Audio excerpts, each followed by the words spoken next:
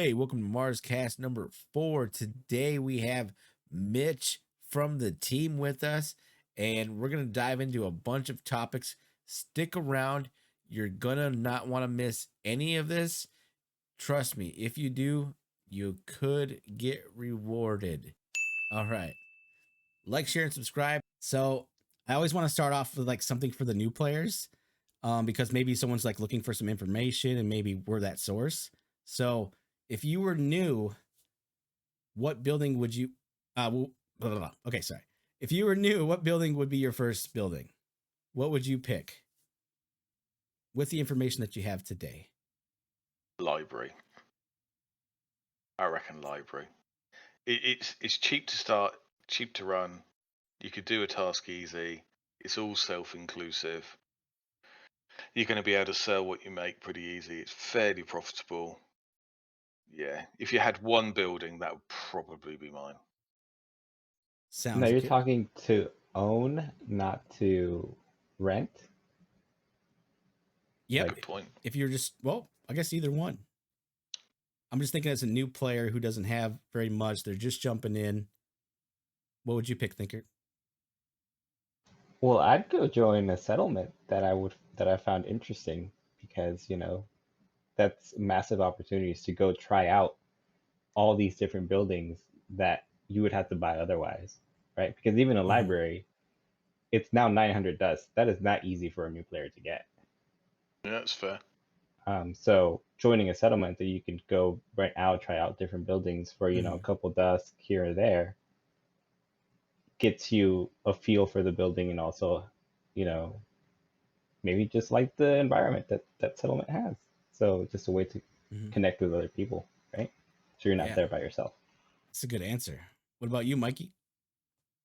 I think any like the core building. So I personally like the water filter or the greenhouse. You can start growing food, or you could start filtering down. Some of that ice that you scavenge for. If you're a new player, scavenging can be huge in the beginning to get you going. So I think I would go with a water filter for my choice for a new player to focus in on. All right, Mitch, what would you pick? Oh, I think I would probably go with the tried and true greenhouse. In my opinion, it's one of the most generous buildings in terms of the number of slots for the amount of space that it takes up on a plot of land. Food is going to become not less important in the future, but more important in the future. And I think with the promise of seed sowing as a life science skill coming up, I think players that have greenhouses are going to be in no short demand anytime soon. Very nice. Myself, Yeah, I'll go for it. I was going to say, just on the seed, did we ever get to a point where we understood whether the seeds were, you could remove the seed add-on from the greenhouse, or was it sort of, is it a one-way transition to a seed house, I suppose it would be? I'm leaning towards them being basically something that you can like install, and it like sets it up as like it's basically switched on as like this is the set of recipes you would see, and then you would have the option if you wanted to like remove it and then have just the original ones as well. Okay, cool. Main thinking here is like the ratio between the number of buildings and the number of players and the number of actions is just a little bit wide, and this makes things a little bit more interesting, gives people more, more value out of their buildings, gives them different interesting choices to make, more specializations and more ways to sort of make things interesting for either the members of their settlements or just for their own sort of gameplay. Yeah. Okay. Cool. Very Sorry, nice. Santi, I interrupted you. No, you're good. So for me, I'm kind of simple. I would go for the solar panel. I like that it has a long cooldown. So maybe you want to play like once a day. I think that's a great building for you.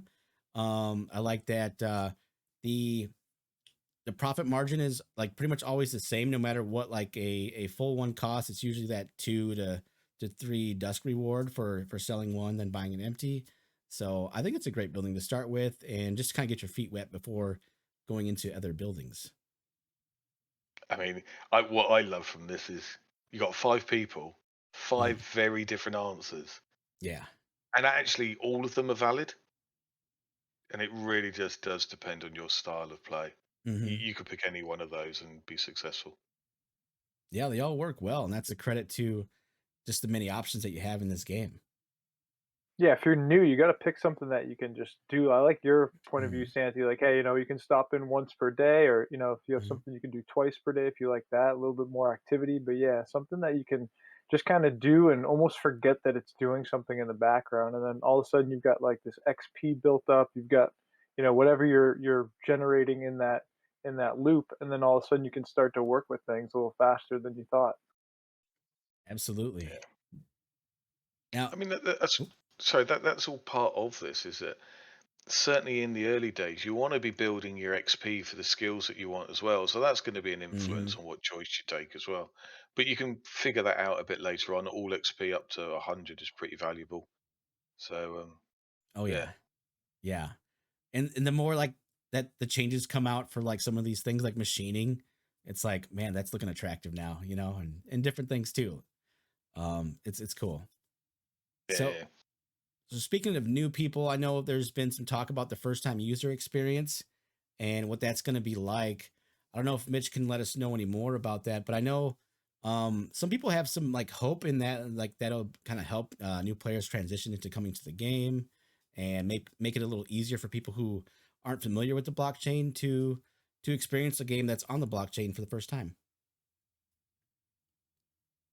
Oh, absolutely. Hmm. That is certainly our goal with what we're building. We want the first time user experience to feel very low friction, to not even feel like you are playing a Web3 game in some regards. Like, we're not going to immediately ask you to connect to a wallet or even ask Hmm. you for an email address. It's really about like, try out the game, see if the mechanics are fun. The big thing missing is a real guided experience that takes place inside of the game itself, that doesn't just sort of throw representations of certain game mechanics on the screen, Hmm. that sort of really teaches you how you're supposed to play the game. And then in addition to that, really is guiding the player alongside with typical things like missions and goals that are designed to sort of breadcrumb them into getting the little bits of knowledge they need to sort of take the first baby steps, that the kind of pieces of information you would maybe normally get from a friend who's kind of trying to explain the game to you, but done in a way that is meant to really kind of remove all the hardship, that's supposed to help guide you along, that helps you feel empowered and demonstrate your ability to show what you've actually been taught how to do, and then sets the player up for success, basically, where they can work towards getting a piece of land, getting initial buildings, having those things as sort of virtual assets first, and then being able to then make the decision of, do you want to connect a wallet, do you want to then mint those assets out and own them, or do you want to just play virtually? And like, we think that there's a lot of interesting ways that will really open up the game as players are starting to make their way into the game and the ecosystem. Where would you target that approach to? Because I mean, when we've got this first time user experience, obviously we then want to market it and communicate it out to an audience. Hmm. Uh, Do you know what's that audience kind of looks like, kind of feels like?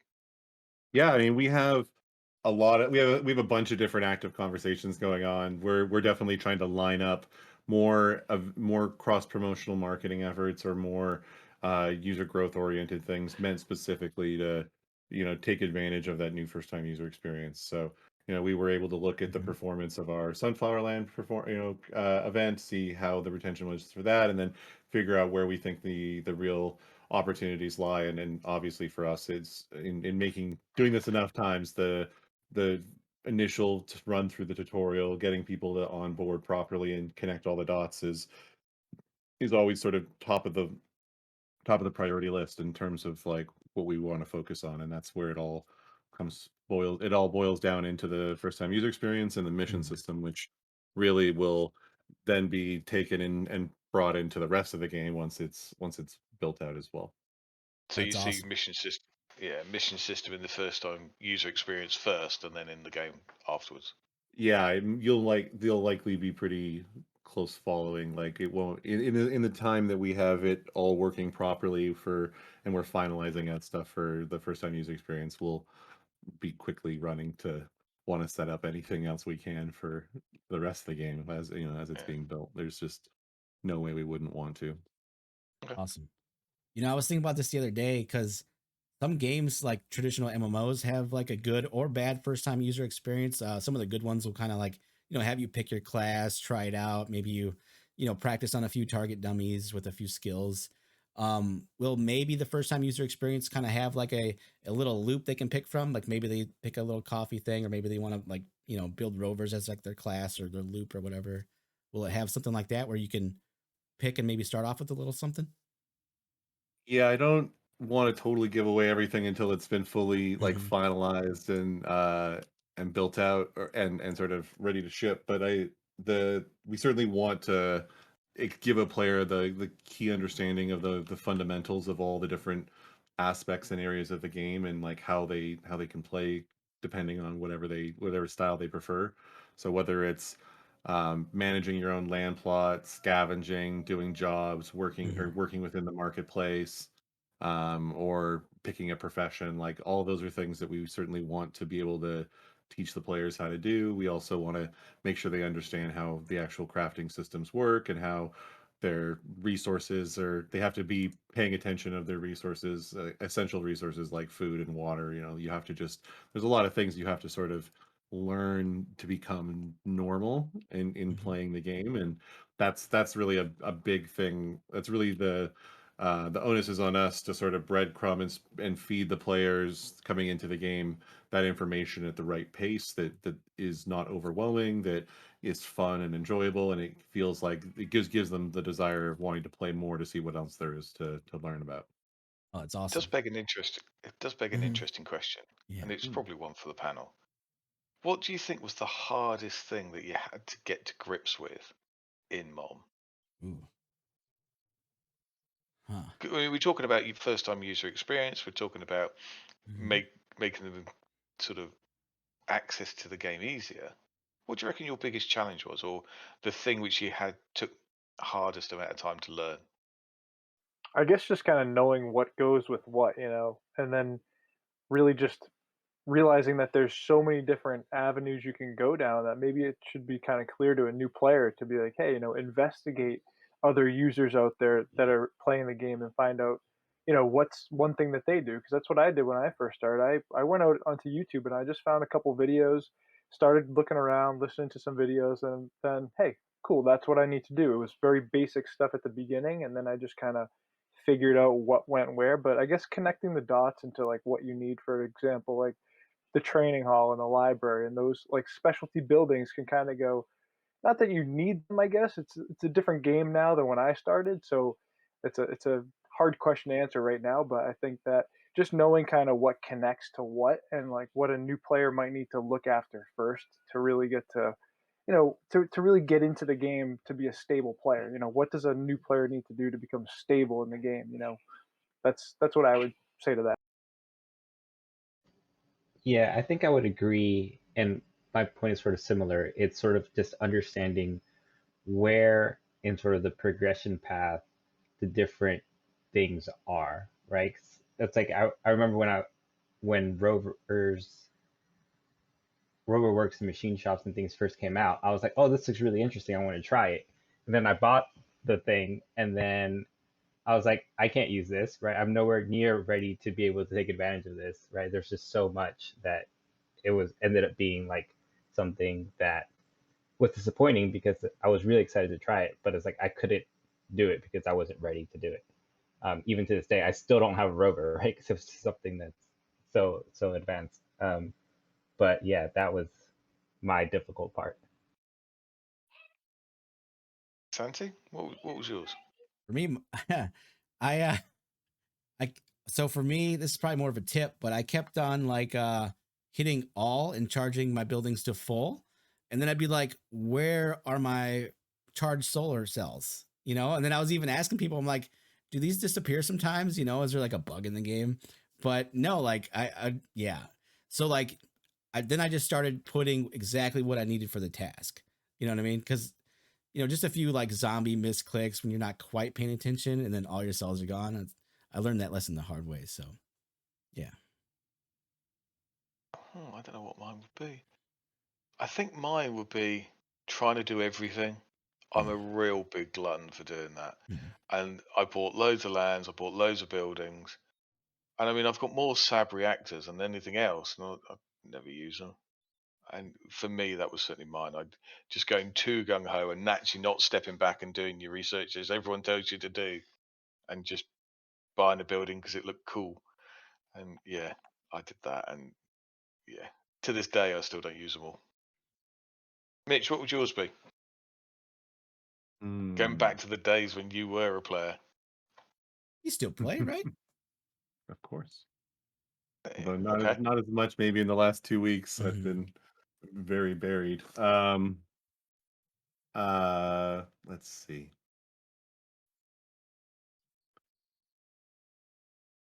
I think uh I think the necessary, well, I think the job market is sort of the labor and job market is the thing I would point to as sort of initially one of the things that was the most confusing when we started it, because we inadvertently created this really annoying PvP experience where you had to like spam click to Oh, find a yeah. job, I and remember that. it was painful back then. That was Almost forgot about not enjoyable times.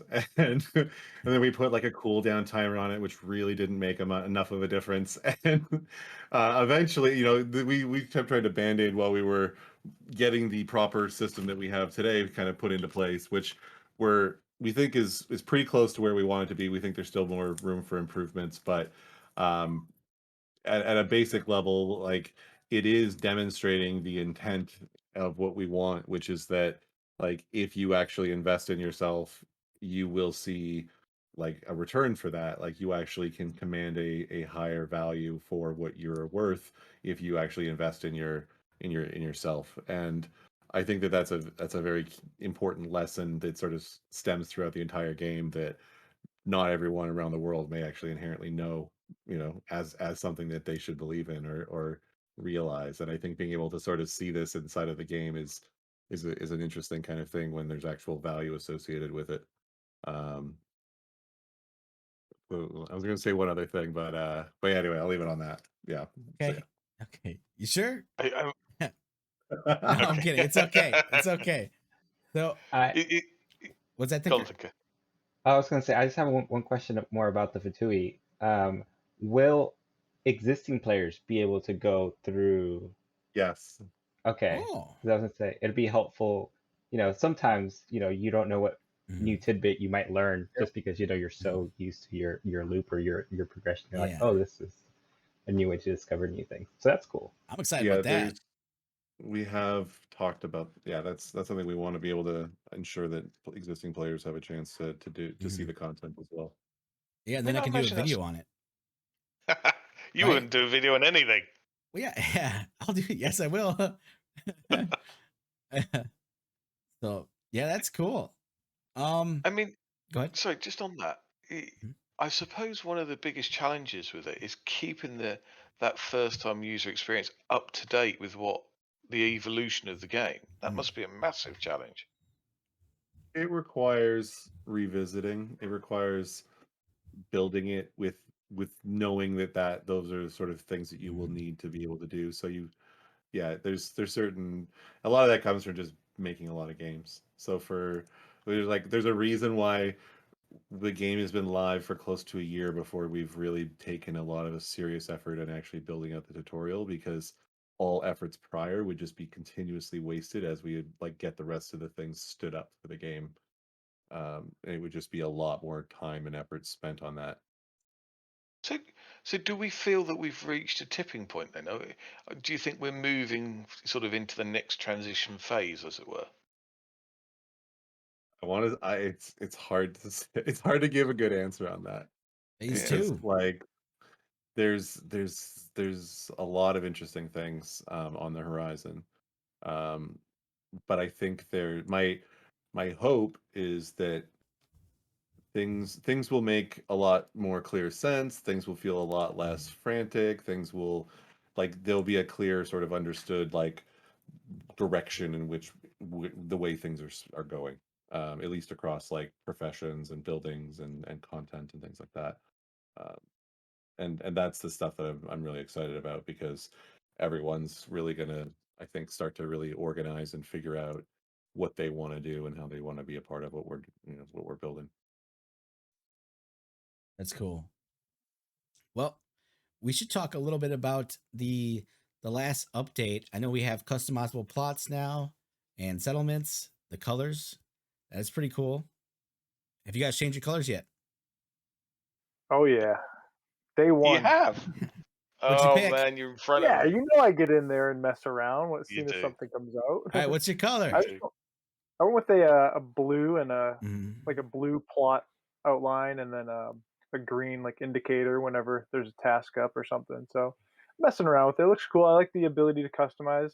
I didn't even know anything about that kind of stuff. Santa, you did a video a while back about maybe possibly moving buttons or customizing stuff. You were talking about some other game, and I was like, that sounds really cool. So Mhm. I'm thinking we're seeing a little bit of that being introduced here, and I think that's really neat to have a customizable, you know, just look to whatever you're doing. You know, if you're a YouTuber, you can kind of customize what you want, and it looks a little different than, like, yours will look different than mine, and other people look different if they can have that ability. So I think it's a cool way to just kind of, make it a little individual to the person and the player, or to the team or group or guild or whatever is being built. So very cool update. I like it. So could you customize each individual hexagon, or is it just the whole plot as the whole land mass? I think it's Whatever as a good term whole. for it. Right now, there's specific rules about what you're able to do. So there's like the Mhm. interior color, the border color, and then there's a few other settings for other people's stuff, and I think rentals or something like that. Yeah, anyway, and there's specific ones if you're a settlement that you can choose, or a publicly facing color as well.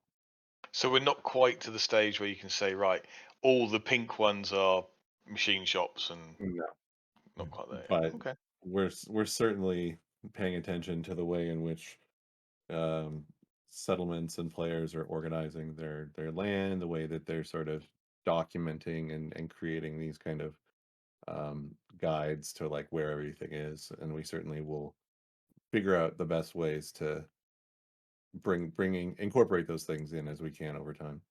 Yeah. Yeah. Yeah, see, But we don't have enough marketing for the customization. I requested that we get a little like video clip or something made so that people can Mhm. understand and see what they get, because there's only been a small number of people that have got it so far. Really? Yeah. Oh, I'm one of them. I know Felix didn't do it. Felix, spend 500 dusk. Will you? yeah, all right, done. Get in there, do Go it. on then. I So, just spent a fortune buying a mythic 3D print shop. So yeah, I'll get it out there shortly. all right. So, Thinker, what color did you pick? I have not done the colors yet, Oh, come on. but I do have to say that I greatly appreciate having the lines in the settlement back, Ooh. so I don't Nice. have to Yeah. try and click where the plot is. So I greatly Mhm. appreciate that. Mhm. But I'll probably go with like a purple or something, purple and some other color. I don't know what, but yeah, I'll get to it. I'd have to go red, white, and blue, wouldn't I? I'd have to go the whole British flag thing. British. Yeah. Just kidding. God damn it. The other red, white, and blue. Yeah, you want some stars to go with that? No, we just do stripes. Some Okay. stars on the side. Yeah. We gave you those. You can have them. Okay. Let's see here. What else in the last update? I know there was some talk about I think some buildings are moving around a little bit. Or are they listed where you can find them? Yes, everything is in the game updates. Very nice. So that's in People Discord. yeah. It's in Discord. Is it in game as well? I think it's just in Discord at the moment, isn't it? Eventually, once I get to these last couple of Mm-hmm. pieces uploaded or updated, the goal will be that you'll be able to basically craft any building, like, if you have machining and fabrication at the right levels. Mm-hmm. With I think it gives you everything. So, And I um, noticed in there you can craft mythic all the way up to mythic. Potentially, but you won't be able to use those. You won't be able to get those recipes until later. I just sort of left them in there as a tease. Oh, it's a and big Nice. and piece. because I had to like do all the tuning work for it, I was just like, hey, I'm just gonna make them there so everyone sees that it's going to be there. Yeah. Mhm. Saw uses for the signets in there as well. Yep. I Yeah. I people could do it without could do packs for the last couple of weeks without requiring them, and now we're making the transition. Oh, very cool. Didn't you pick up some signets, Felix? Yeah, I'm up to about 6. But it's interesting because the pack. Oh, sorry, I don't know if it was facts. Certainly, the mythics needed more than one signet.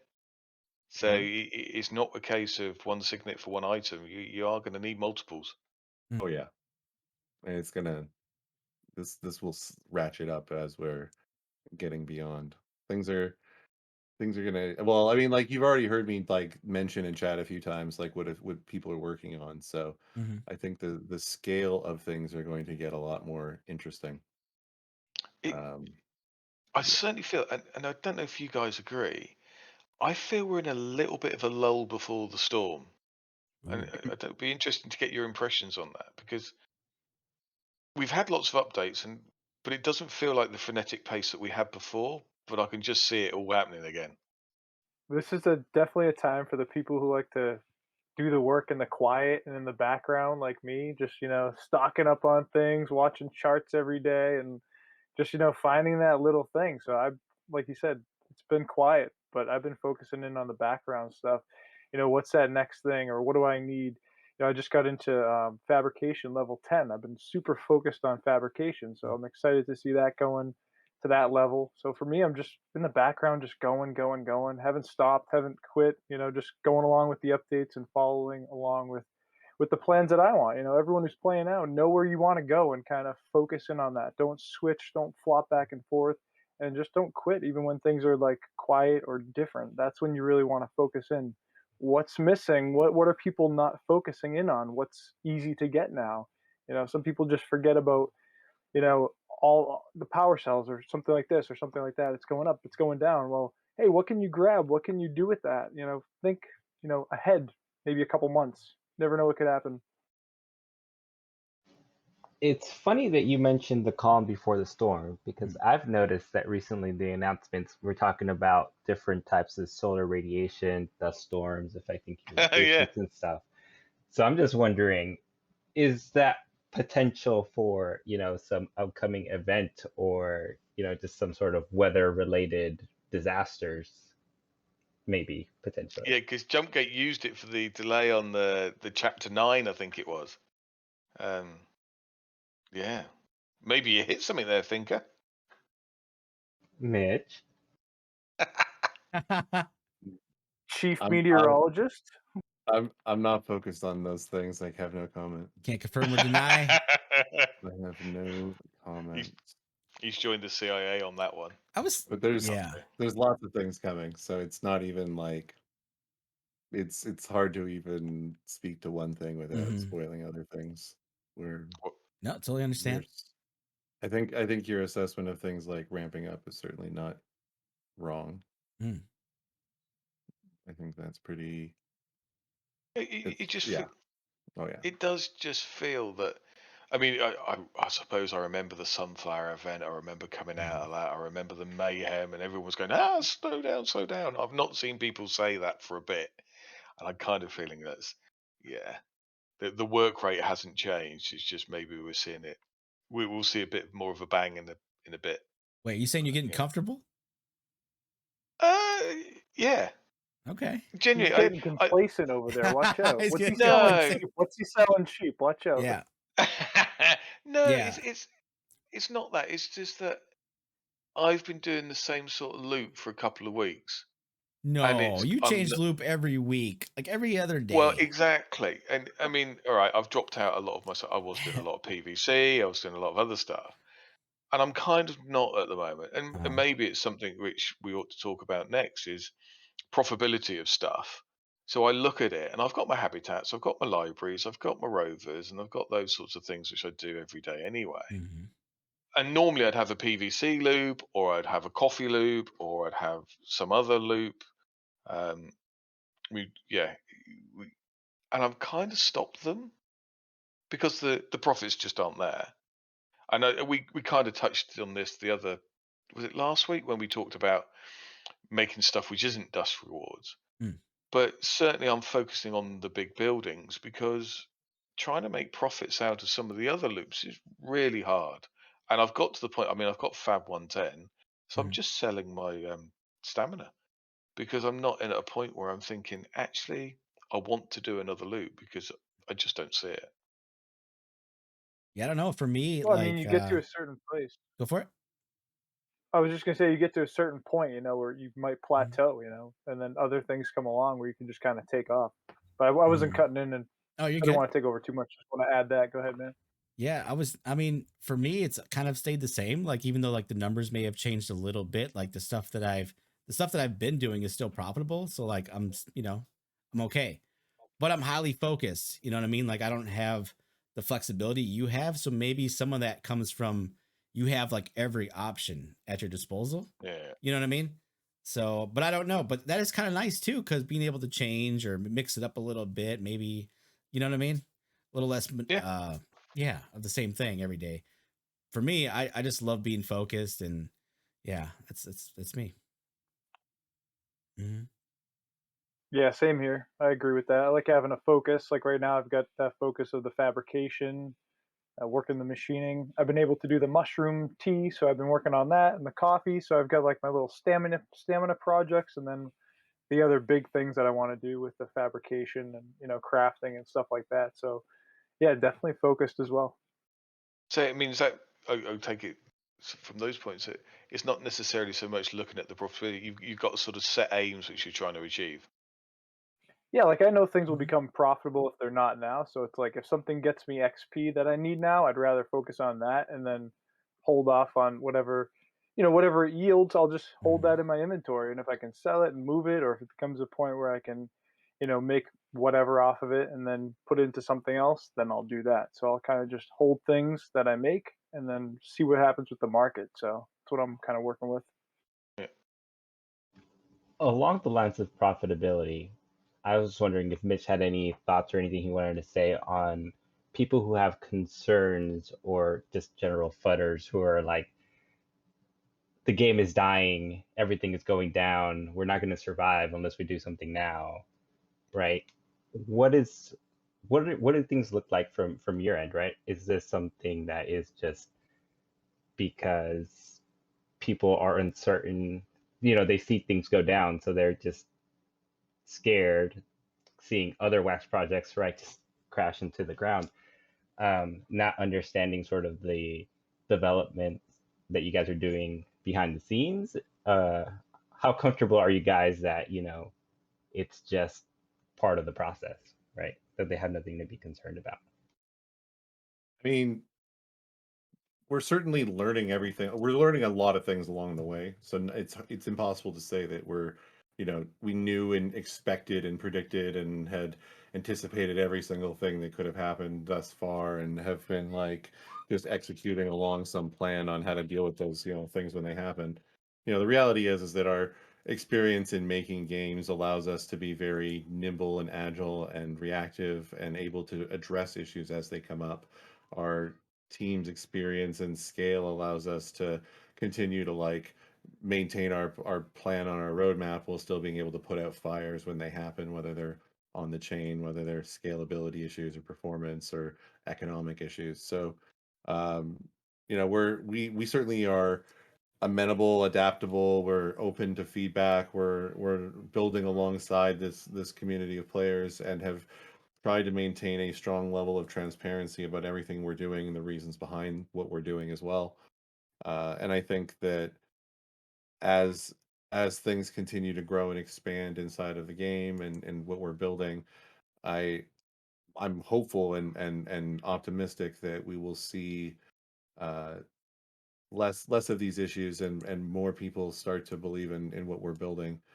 And if other people who continue to just want to speak very negatively and not actually like contribute in any kind of like value based way, then there's just going to be less places for those people's voices to be heard, because it doesn't really help anything.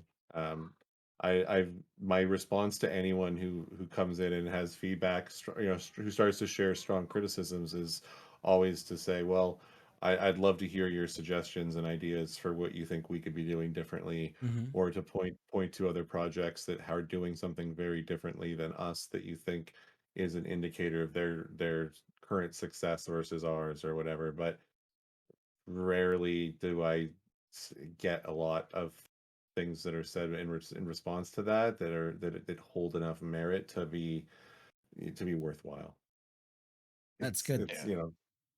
It's good that you guys take feedback and stuff like that. I like that. Of course. I mean, that's Yeah. been the case since day Yeah. zero. I remember all of the Wax OGs coming in complaining about the fact that the land in our game didn't just automatically print Dusk for them. They just wanted another token. They just wanted their weekly airdrops that they were comfortable getting because of, other games on the Wax chain that had already been established and doing that for them. I mean, I've had a land in Alien Worlds. That's the way it used to be. And like that, they were hoping for that same kind of like token printer experience, and I was like, no, player driven economy means everybody has to contribute.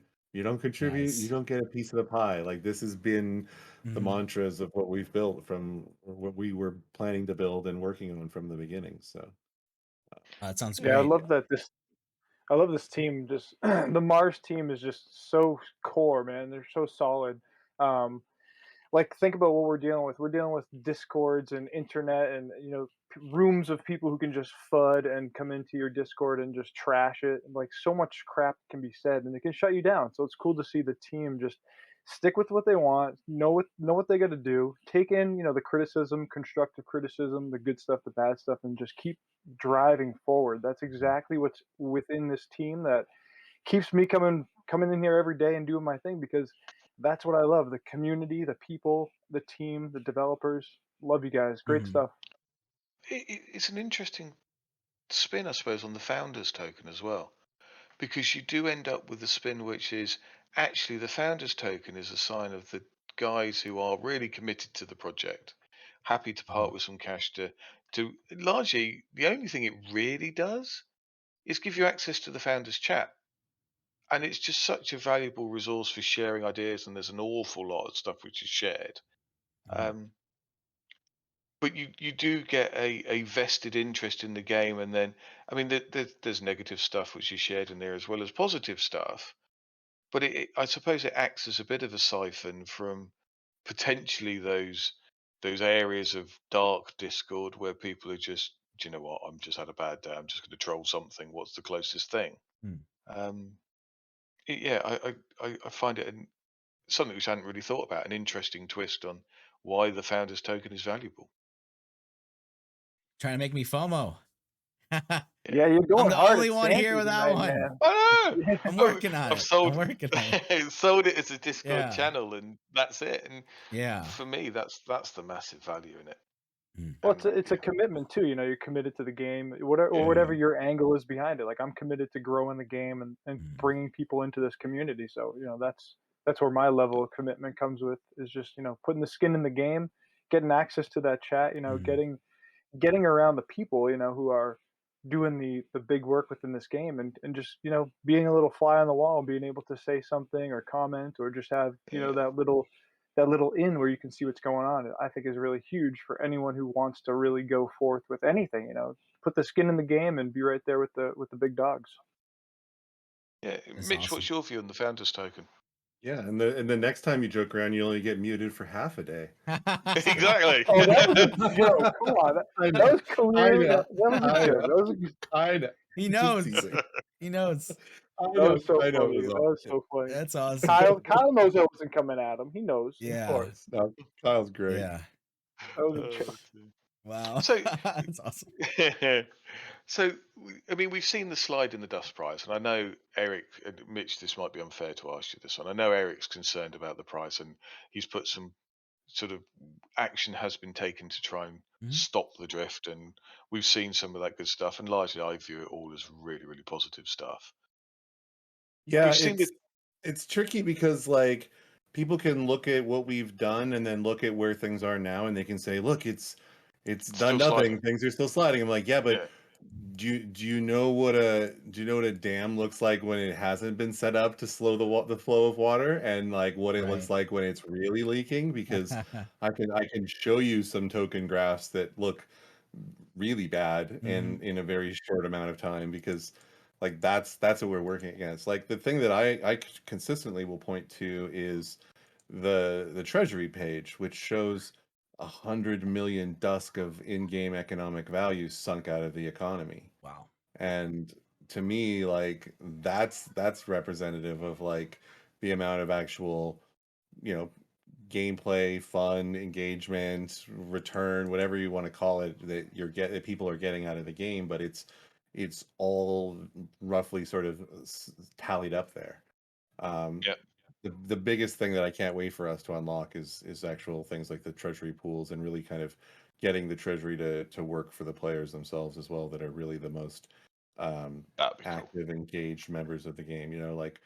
Like I would love to see treasure, like an allocation to players that create the most amount of jobs every week, or that like create that drive certain things positively towards the goals of what either us as a team, or for what we think is best for the player base overall. Like those are the things we want to be able to incentivize.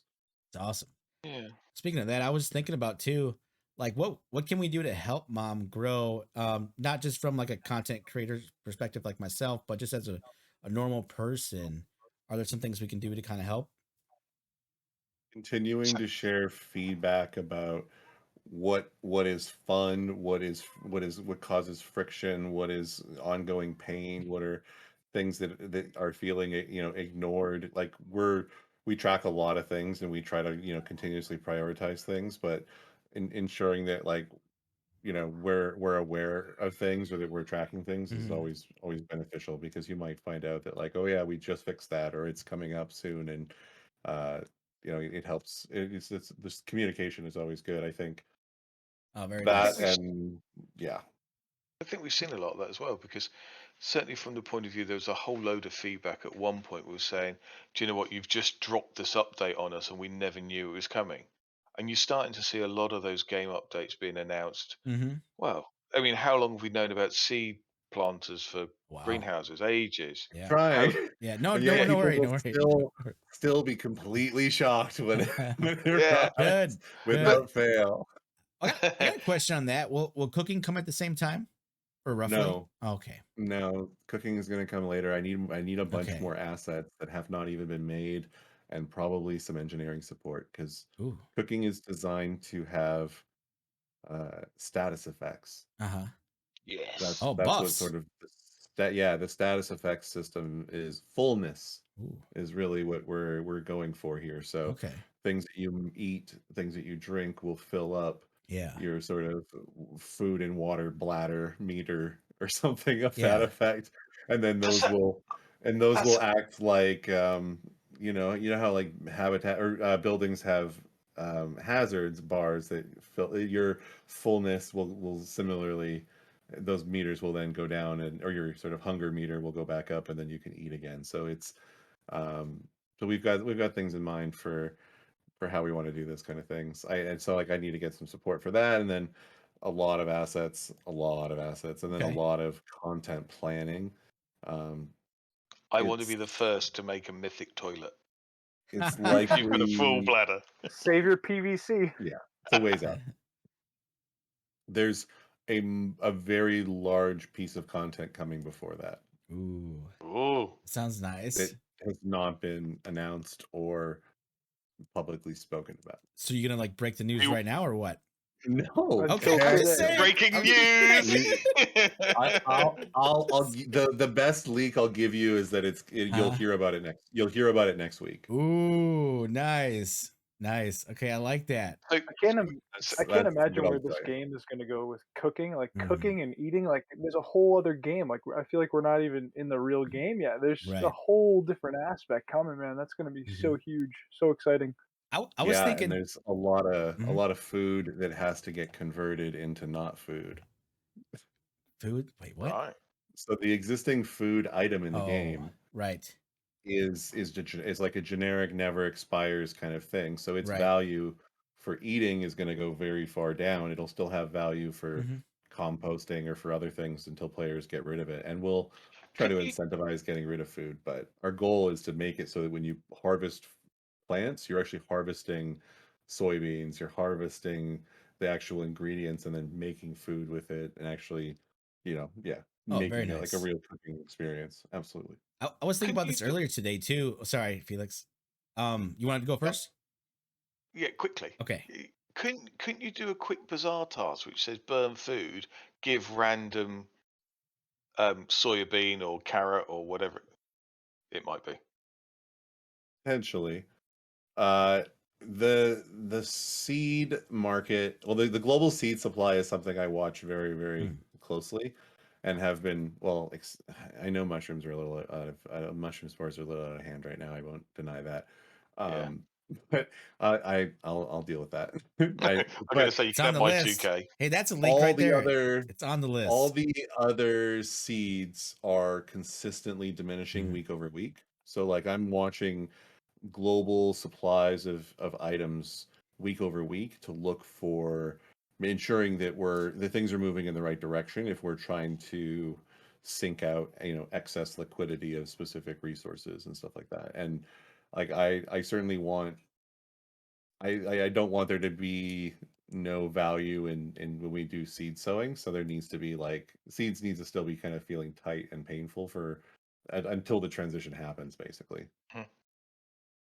Oh, very nice. But yeah, and it's the main idea for that is you're staking seeds, Very cool. and so you will stake them for much longer amount of time than it takes to grow them, with a much larger quantity of seeds required, with the intent of trying to like lock up liquidity of the sort of seed supply, and then you'll get a percentage of that yield back after the time is up, and then you can rinse Mhm. and repeat, basically. Oh, very So if nice. you're applying that across a greenhouse that's got 40 slots and you're doing, Mhm. 100 seeds per, you're going to be locking up like 4,000 seeds, which like if it's, if it takes a good amount of time, it actually will, I think it will come. My hope and expectation is that it will compound nicely, Okay. and it won't get too crazy, because there should be a pressure against that in terms of like people wanting to actually produce food and then cook and make use of it as well. So those two forces of like, I want the compounding interest value of sowing seeds versus I want to grow the food to use in cooking should be the right kind of economic forces that will keep that in balance. Nice. Sorry, I nerd out about this No, stuff. no, that's great, man. No, We all no. got really quiet because we're like, I know, like, we're oh, learning I all this got cool too geeky. information. I So got too I'm geeky. glad somebody knows no, the you're stuff good. behind You're the good. scenes. I didn't Like, want to yeah, interrupt. seriously, it's awesome. Yeah. So, and yeah, I hope we're not pressing you too hard on some of these topics, but No, when I was thinking no, of no, no. topics earlier today as I was working, um I was thinking, I know you guys like to pull in things from like the chapters, so you have like your meta shield, which is now recently in the game, which is from like, the obviously chapter 1 and the rest of the chapters. For the food items that we create, will those have names too? Like, I want to see Angela's ratatouille. That's in chapter 1. It's Danny's favorite dish. Um, it's possible. Yeah. I haven't built out enough like thinking in it. Hmm. Right now, my main focus is ensuring just that I can come up with enough ingredients, recipes, supply chains, loops, and sort of like outputs that all feel compelling and engaging across the actual spectrum of the profession. Um, I definitely I can say that the profession system in Million on Mars, I drew a lot of inspiration when I was playing New World Nice. last year. I played a good stint in Mhm. New World for a few months, and I really liked their profession system, especially their cooking system. Nice. Um, I liked the way that they allowed you to have multiple choices that could be used for the same recipe. So, Ooh. like, you Yep. could sort of substitute all different types of meat when making the same kind of stew recipe and things like that, and Hmm. you'd get some comparable outcomes. And I liked how increasing your proficiency and level in a profession over time gave you chances of getting like a double drop of the same item, that sort of thing. Like, Hmm. I think those elements feel really good and are more aspirational than some of our current sort of bonus loot implementations, in which you're just like, sometimes you get extra drops for no reason, like an extra chassis or something. Like that stuff feels fun, but it Yeah. doesn't really. I think it would feel a lot cooler if you had like max level profession, and like, you know, 5% of the time you were making them, you were actually like getting an extra one like that. You would just Yeah. be like, wow, I'm so glad I invested in this. Now I'm just Mhm. like, I'm getting that extra like payday that turns out more later or whatever. So I feel like That makes there's sense. more room for. In the future, I'd like to be able to transition more of those things in, so that players who have Mhm. specialized in certain ways feel more compelled to want to do those things, especially if we route the bonus loot to the player that does the work in the Mhm. way that we do XP, Oh, that'd be cool. so Oh, that Do it if in yeah. the job you're market. Yep. hired on the job market for it, you get the bonus roll for doing it, not the person that hired you. Very nice. Very nice. That would be awesome. I And I like think that'd be this. kind of fun. That'd be fun. I kind of thought this was coming because you did introduce the skill-based breakage. So I thought, yeah, maybe they'll do the alternative, which would be like your range will be based off your skill too or something. But that's really cool. I mean, imagine so a bit of theory crafting here, and Yeah. Mitch is cheating because he knows the answers. But I mean, it would be amazing because you're going to enter into a market for the job market, and your primary aim might not be to get dusk. It might be to work on certain tasks because you want to hit the right job to get the right chance at the right output. That would be immense. That completely changes the dynamic. What if, all right, I'll take it further. And again, this is theory crafting. I This like it. isn't anything that like we're doing. I love fun design explorations. Mhm.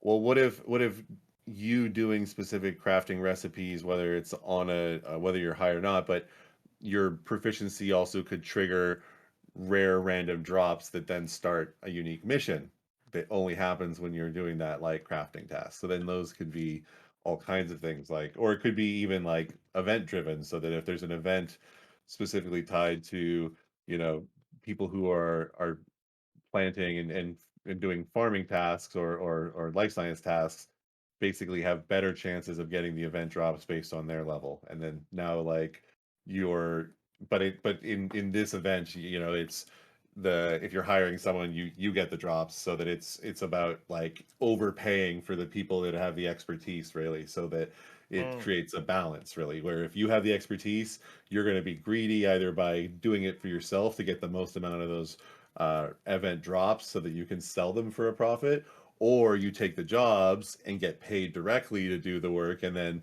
the person who's hiring you is trying to get them to maybe get a profit or to get the prizes from the event. So I think there's, that's a lot of the way I think about the dynamics of things that I want to build, or like what are these like how can we build these layers in which players want to change their interactions in a different way, Hmm. or want to like work with another player in a different way that like just changes the way that they've been doing things for the last little bit. And like, the scavenging event when we did it with Fractal certainly did a Mm. huge disruption. Like everyone was, well, That we was like loved.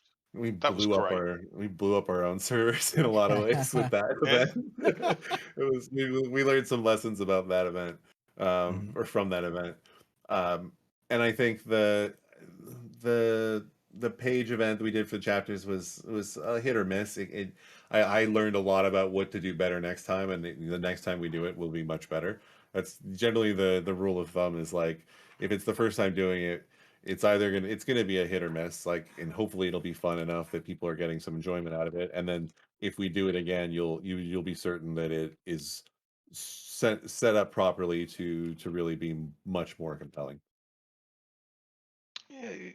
So I used to play a lot of Black Desert, which is also Mhm. another New World type thing. And in it, they had, when you did a batch of crafting, you did have a chance to proc a rare mission. And that mission either gave you extra experience or more mats to make more things, or there were a whole load of outcomes. So that certainly plays into, yeah, other companies have done it, and it worked really well. So one of the things about Black Desert, which was it had one of the most sought after combat systems in an MMO, yet one of the things that was largely looked at as great was its life skill professions. Its crafting was the big thing about it. So you ended up with two big camps: the life skillers and the PvP gankers, and it was a really bizarre concept. But certainly, I think there's things in there which we could draw, because they had loads of buffs as well from food, and you'd have 20 or 30 different foods, all doing different things, all giving you different effects to different levels, which ended up with a really unique mix of food markets. So yeah, you would end up buying certain foods for certain events and certain times to do certain things. So Yep. yeah, a really interesting source of potential information there. Absolutely. You know what buffs I like the best are, I don't know if you guys ever played World of Warcraft, but there's a potion that turns you into like a skeleton or like different things, different creatures. I always thought that was fun. Noggenfogger, Yeah, let's say. Noggenfogger. I'd Yeah, always of take course. that before I go into dungeons or PvP. Oh And yeah. it's honestly it's a waste of gold and stuff like that, but it was just fun, pure fun. Maybe something like that could be in the game where we just make something silly and change the theme of the UI or something. I don't know, but Do you know what? You could get a Halloween theme. it's some sort of potion which turns the whole DTM like green or something. Yeah. That would be funny. The closest thing we did to this was the Rovers breaking and giving you soil. When was that? That was like early days of Rovers when they were like 50-50 missions, and like they Ooh. were really painful. The Rover missions early Oh. on were very challenging, and many Rovers were lost. And that was before salvaging existed. Oh And my. people were just like, the Rover's just gone. Wow. Or no, it was, I think we gave them a broken one, but I didn't finish salvaging when we did it, so they had to like wait for me to finish shipping the recipes. But it was a very painful time, and there was a bit where I had made the loot tables just give a bunch of like random resources, but at one point, like the only thing they got when their rover was broken was a piece of soil, and it was like DK or lamp or something, and it was like it looked really bad, and I was like, oh man, that's a horrible experience. But like then there was a period of time sort of in between when we were fixing all of this pain that we deliberately made it give you soil when your rover broke, even though I think I did it when we first launched salvaging, so that when the rover broke you still got a soil, but you could salvage the rover and it would be less painful. But it was done in sort of a cheeky fashion at that point. But yeah, the old times. Oh, very nice. Very nice. The game is changing, you know? Yeah. It's definitely So interesting. speaking of changes and rovers, and it'd be interesting to get everybody's feedback on this. The rover missions, so the hauling missions and the two explorer missions, do we view it as a success or a failure? I can go first on this. So Go on then. right now, I need to hit robotics 50. So I have a friend who joined the game who had less rovers than me. Eventually, he got about as many and passed me on XP, even though I've been doing it longer. And all he did was he ran that one of those easy missions that were like 9 minutes long. He just kept running it, break rover, fix rover, run it. So I started doing that too. And I think they're a great way to get XP. There is obviously some risk. And I think that's great, because then, someone's making rover wheels who benefits from that risk. And I think it's great. I don't know. But you're Yeah. using it as a XP Yes. generation. Yep. XP generation. I'm about 40 something. I should have had it. I should be 50 already, but I kind of slacked, but I'll be on it pretty soon. Yeah. What about you guys? Yeah, I get a level 8 uncommon rover work, so I have 4 haulers, and I just send them out like clockwork every 10 hours on 100% safe. I don't even really look at what I get back. I just let it kind of stock up in the background, get the XP, and just go with that. That's kind of my set it and forget it type thing, and that's what I've been going with. And I go with the shards. I sometimes use a bazaar, or I'll transfer them into the bazaar coins and do something with the Mars B&B, or something within the habitat with the bazaar coin. So I'll let it kind of just stock up and go from there. So you don't touch the new ones at all? What's that? So you don't touch the new ones at all, because there were 2 Explorer sort of chains added, and the hauler chain as well. And Oh it's like yeah, a no, I series. I just stay on the safe. I broke one already, and then I just was like, you know what, I'm gonna keep it on safe and just Mm, make that my back of the mind loop that I just have to hit, twice a day. Okay. makes sense. Thinker? So were you uh I mean, I think there's both successes and fail or less, I won't call them failures, but I'd say less missions that feel less good. Um like it's definitely good that the chance to break your rover has come down quite a bit, right? I I think from the beginning where it was, 50% missions, it's definitely a lot better. Um, but I think also that the 0% missions aren't the best for the longevity of rovers, just because it just, I don't know, it just seems kind of odd that there would never be anything that would break. This is something that, just keeps getting done, and there's no real risk associated to it.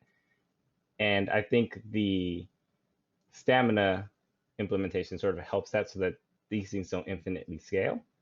Um, so, but it still feels weird to have 0% missions, regardless. On the other side, with the new missions, I think they were cool. Like doing them for the recipes and stuff, I think were cool, right? Because I did it for the guild account. Yeah. But I think you run into the potential exploitation phase where Santi is running, 5 rovers every 9 minutes and gets enough XP for level 50 in 2 days versus it took us, months of grinding regular missions to be able to achieve that same goal. Yeah, but Uh, okay, but don't nerf it tomorrow. I need to still level up here. Okay, hey, hang on, Thinker. How do I mute Thinker? Hang on. Can we kick him out of here? Yeah, what are you doing? What are you doing, Thinker? But I think, well, yeah, Mitch, would be interested to get your view on it. Oh, I feel we lost- compelled to make enough compelling content that people no Mm. longer want to do the 0% missions Nice. and then quietly turn them off. Ooh. But I would prefer I would prefer there Mm. not be for something that has the reward tables that those things have. I would prefer there to always be a risk present. Mm-hmm. Um, and I think that in order to do that properly, it needs to be people just need to not care to the point where they would rather be doing other things. And I think that the easiest likelihood is that like some form of more competitive things driven by rovers will likely get us there. Because I mean, certainly, I really, like Thinker said, I enjoyed the recipe chase. I was kind of disappointed that it was so easy, which is weird, and I probably shouldn't say this. You mean the drop chance? Well, The initial drop Yeah, chance? getting the recipe was too easy. I mean, I've got 8 of them, and I Yeah. think I said this on one other one. It was certainly a task, and you can see it in the price in the market. Getting a hold of a rare Meta Shield recipe is really easy, and it yeah. was like 100 or 200 Mm. duskets, and that's because there's just so many of them, and that's what I was enjoying the series for. It was the working through them, trying to get to that point. Um, so yeah, for me, I enjoyed that part of it. It was a really big win. I liked the fact that there was a series that was good. Um, Mm-hmm. the Yeah, that was breakage fun. chance was, yeah, I thought that was really positive, and Mm-hmm. I thought this is something different, and this is something which felt much more like I was playing it Mm-hmm. because I had to do one. There were short time frames. I needed to do them, and it wasn't like a click and forget. Like I don't know, Mars B&B, which is 24 hours. It was like "Right, I've got to play this. I need to get to the next stage, and Mm-hmm. yeah, it felt quite engaging. But yeah, once I got the recipes, I've completely stopped. I'm back to the 0%, and I don't know whether that's because I think it's because of a couple of things. One is I'm working during the week, and it's quite easy just to set that off and just do it in the morning, and then I'll worry about it when I get home. But also, I'm not. I suppose I don't comprehend the profitability of it in a way which makes sense to me. So when I did those missions trying to get the recipes, I broke a lot of rovers, a lot of rovers. Now, that's fine, and I'm quite happy to do it if I feel, and it's not a quantifiable thing, the rewards are worth it. And without the recipes, the rewards weren't worth it. So I didn't want to take the risk. And I think that goes back to Mitch's point. When you do feel that it's worth it, you will naturally move away. That's good stuff. But yeah, it seems to be what I've seen from most people is that the feel is the 0% is probably where we're going to stick for a bit. Yeah, I mean, I'm not pulling in like a ton of like, loot from those missions that I'm doing. So it's just kind of like this back end trickle that just kind of helps out because, I got into Rovers like right at that tail end before I didn't really know what I was doing, and then things change with them. So I just kind of have been using what I've been using, and going with the shards and seeing where Rovers are going to go. And it's not really my main focus. It's just something that like I got into, and I really think they're cool. I think they're an awesome aspect of the game, and I know there's a lot of room left to see where they're going to go. So I'm excited for getting that level 20 robotics and doing more stuff and just getting to that leveled up status and doing more within that field. Yeah. Nice. So I have one more topic, unless we want to say any more about that. But what professions would you pick if you could repick and be like 100 in both of them or whatever? So I'll start first while you guys kind of think about it. I would probably do machining and fab. Like I'm kind of like flirting with these two. You know what I mean? Like I'm not in them like I am with the chem and life science, but they look good. You know what I mean? And they're starting to look good. Like I like all the stuff that's going on with machining, some of the new parts that are coming out, and the different things that are going on. And I think it's, I don't know. I see there's a ton of upside for those two. I mean, there's tons for the other ones too. I'm just, like I said, I'm flirting with this idea of machining and fab. What about you guys? You've been FOMO'd. Yeah, definitely. You have. And it's only because you don't know what's in the other ones. So the machining and the fab ones are the ones which are revealed as much as possible. The others are lagging behind. Machining and I lately, would probably yeah. Machining lately. I mean, up until 2 weeks ago, you would have never said machining, Right. and it's only because we're actually those are kind of. I mean, for me, I'd go completely off piste. I'd probably go mining and chemistry because we know nothing about them. I think it's just so open to be something different and something new. I mean, if you feel that actually buildings and all that sort of stuff and machining and fab, all the skills are going to have their merits. Well, what are the merits of these other ones that we don't know? I mean, I might have the Star Trek built or some mining superpower. I mean, who knows what it could be? But I just feel that I want to because I have 110 in fabrication.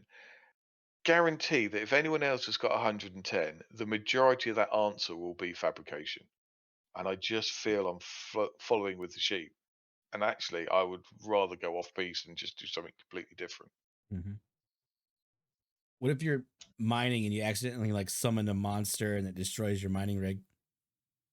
Hell yeah. And then you have to get space lasers to be able to kill the monster so that you win Yes, loot. definitely. Guild built space lasers. That's what I want. All right. What about you, Mikey? I'm in the same kind of boat as you, Santi. The fabrication and the mining. Well, did you say machining? I think you said machining, right? Machining. Yep. Yeah. So actually, for me, it's the fabrication and the mining, and then now I'm kind of like looking at that robotics, but I'm really focusing on the fab. I want to really get that up. So I've been working on that a lot. So basically, for me, yeah, fabrication more of a focus, and that mining aspect too is where I'm focused. I was focused in on the electrical and chemistry. I just kind of from playing the game, not knowing exactly what I was doing, built that up just naturally from my processes. So anyone new, I would just do that. Whatever you're working out, right now, just kind of go with that. Don't let us kind of influence you. Like we might all say fabrication now or this now, but things are changing, and that's just where we sit from where we started. So, lots of cool things you can do in this game. Oh yeah. Thinker? Yep. So, I mean, I don't think I'd change. So my current Mhm. path is electrical and mining. And I chose those primarily for the potential that I see in them, right? Some of the teasers that we've gotten out of them, right? So potentially asteroid mining, or just like different sources of power for electrical, or even just different things that you could mine out of the ground. Like, what if we have not only um, mining like high level, but you also have certain like mining specializations where you're like really good at different types of mining, right? Depending on what you specialize in within that, like sub specialization, you can do all these different things. And the same thing with power, right? There's different potential power sources. So why not have that, right? What is that going to look like? So for me, it's always been, it's like, what do I think is interesting, or what can I imagine something like this might look like? And then going after that, because I trust in the team, right? I trust that the team is going to develop these professions and make them all worthwhile. So there's really no wrong answer as long as you feel happy with your choice, right? So I mean that's pretty much why I wouldn't change and why I've stuck with what I have. Yeah. Mitch? Mitch. As a player, not a dev, as a player. It's gotta be hard for you. Yeah. I'm super excited about what will be able to be done in cooking. But if I was to pick, I would say life science and aerospace. Ooh. So does that imply that we're going to be able to train ourselves in aerospace and cooking and entertainment and what was the other one? Entrepreneurship. The first two, yes. The second two, to be determined. Ooh. But currently, no. Damn it! I want to see Santi the Entertainer. I'll be in the gallery Okay. showing exhibits. I thought those were Marston exclusive professions. That might I change a think they little bit. were, or they are. Aerospace That's what will he's saying. start, I believe. Yeah, but eventually you'll be able to train in it. Oh, very cool. But I won't spoil. Aerospace is going to be exciting. Yeah, definitely. Very Ooh, exciting. I get an aerospace martisan. I might have to just keep training up. Was it Crypto Nerds got an artisan robotics? Was it he picked up? Yeah. Right. Oh. Artisan. I was like, that's insane. Very lucky. Insane. Yeah, like 150 skill. It's like, wow. I mean, aerospace certainly does appeal, and I would love to tack aerospace with mining. Partly just because what Thinker said, asteroid mining They could or work together that too. sort of. But I like Thinker's comment around sub-specialization, and this kind of goes away from the level thing. But you could easily end up with a substrand, and a lot of games have done it, where you go mining, right, I'm going to do rare materials, I'm going to do nuclear materials, and I'm going to do, I don't know, bulk materials. And you could do something like life science, you could have, I don't know, water things, food things, animal things. Ooh, You could do, animals. That's right. you could do lots of sub-specializations within it and add a massive amount of granularity. Absolutely. Oh yeah, I was definitely looking down those directions when sorting out between fabrication and machining.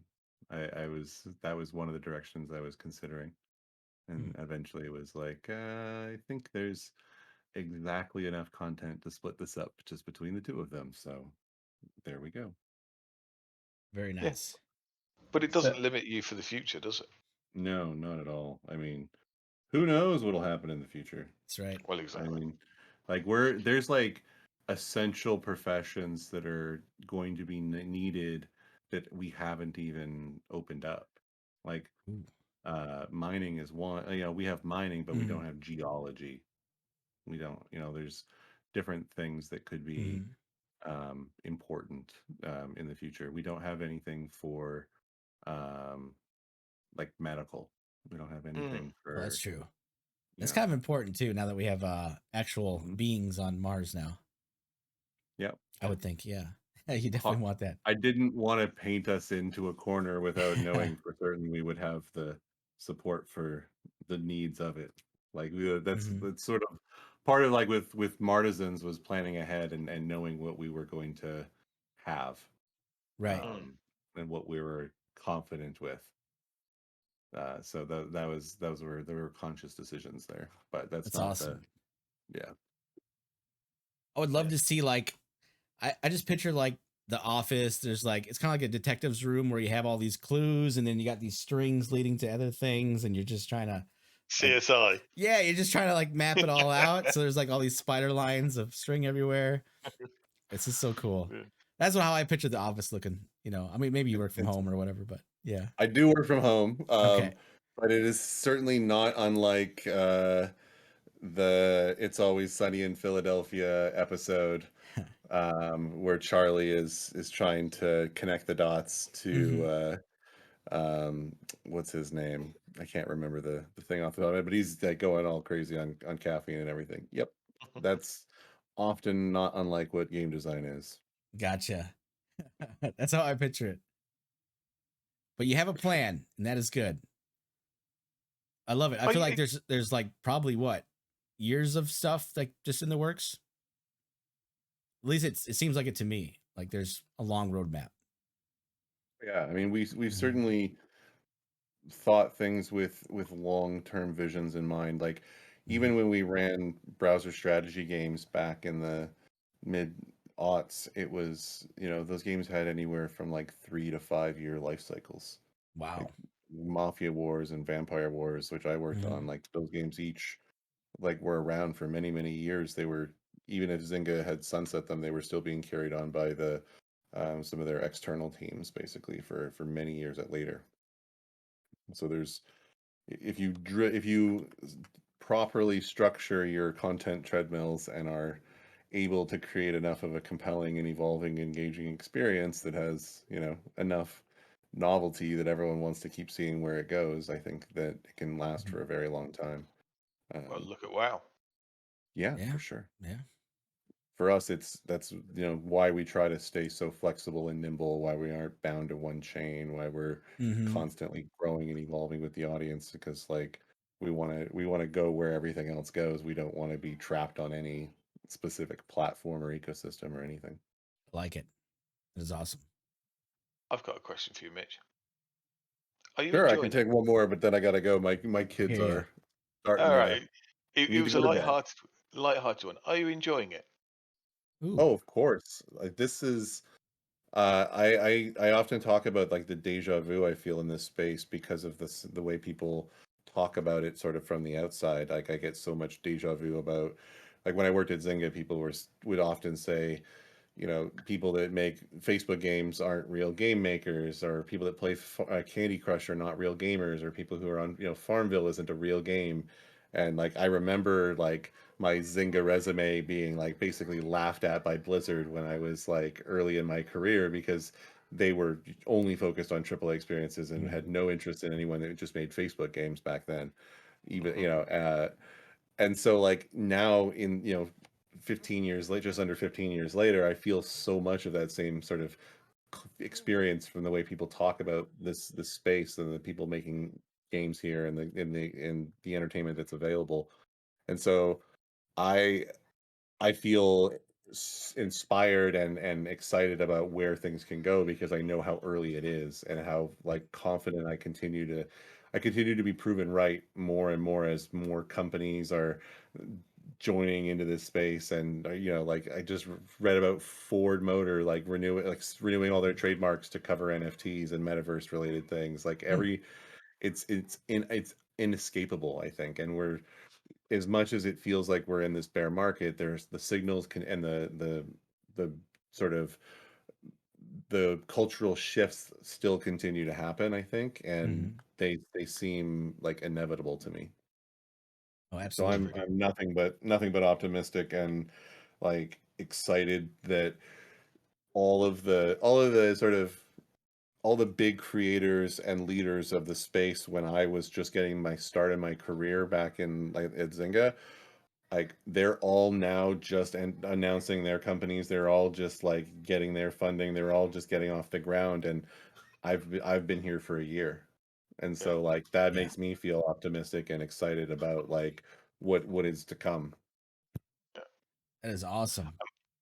I must admit, I tried one of the new headsets from Meta for the VR stuff, and that's just going to shape things as well. Where they're going with it, and because they're into the crypto space as well, and you can see this blend, and yeah, Like Mitch Very said, cool. you just can't ignore it. No matter who you Yeah. are, no matter what your business is, online or offline, it doesn't matter what you do. Concert tickets, little things like a receipt or something like that are all going into that, that space. So it's huge. Yeah, lots of opportunity. Man, Mitch, thanks for your time. I really appreciate you coming on and hanging out with us. Sorry it went a little long. I usually say like about an hour, but I think we just got kind of flowing there. Oh, it's not a problem. Yeah. I don't think we haven't done any under an hour yet, have we? That Well, was a the 3 first hour one. minimum. The first one. So yeah. I mean, you can just keep going about this game for hours, so it's so cool. We do. Yeah. If people leave comments on the video that gets posted for this, I'll give away some packs or some stuff for them. Let's make sure that there's a giveaway attached to this video as well. So oh, very nice. I'm happy to make sure that there's some rewards given out. Just everyone should be leaving comments, and if you've stuck around this long and you are leaving a comment, you should say, I don't know, some phrase in your comment that lets us know that you've listened this far. Yeah, maybe Ratatouille. There you go. or what you liked, what you didn't like. Yeah. And yeah, and then Tell you'll us just do your a two random comment. professions that you might be thinking or wish you chose instead. Okay. That works. Well, let's do What that. was the ask? What was the ask? The question that we all answered at the end about the professions we would pick. Okay. All right, that'd be great. Cool. All right. Well, hey, thanks for doing that, and appreciate your time. Thanks for coming. Yeah, good to see you, Mitch. Thanks, Mitch. Take care, Mitch. Thank you, Mitch. All right, I'll talk to you guys later. See you, Mitch. Well, that was Good cool. stuff, guys. Good stuff. I might have to watch this back. There was so much in there. Wow. We're gonna watch our own video back. That's crazy. Well, yeah. Well, I have to because like, that's psychotic. I gotta add the names and all that stuff. But yeah, that's cool. You gotta tell people to like and subscribe to your video, or they won't be part of the giveaway. Right. Yeah, right. do that. Do that thing he said over there. You know it. That way. Yeah, that way. Well, we moved now, so it's different.